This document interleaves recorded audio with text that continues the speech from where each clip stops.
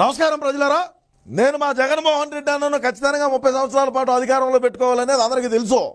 మా సజ్జలన్న ఏ విధంగా మాట్లాడతాడో మీకు అందరికీ తెలుసు. అదే ప్రభుత్వ సలహాదారుడిగా ఉన్నాడు. సరే, ఇప్పుడంటే ఈ బఫూన్ సలహాలు ఇచ్చినాడని చెప్పి మా ఓడిని కూడా పక్కన పెట్టారు, అది వేరే విషయం. సరే, ఏదో మీడియా ముందు మాట్లాడినాడు, నోరు జారినాడు ఒక రోవా. నోరు జారిన దానికే తెలుగుదేశం పార్టీ జాతీయ అధికార ప్రతినిధి అంటాం ఎవరో ఏమో జోస ఏం మాట్లాడుతుంది మా ఓడి సజ్జల్లో. ఒక్కసారి ఇందాం, ఒకసారి మనం ఖచ్చితంగా ఇందాం.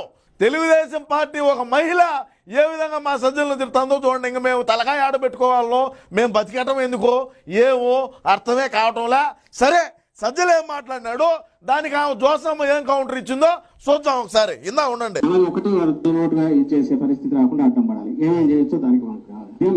కాదు మా ఇప్పుడు మా వాడు ఏం చెప్పినాడు, మనం ఏమేమి చేయొచ్చో మనం అడ్డం పడాలరా, మనం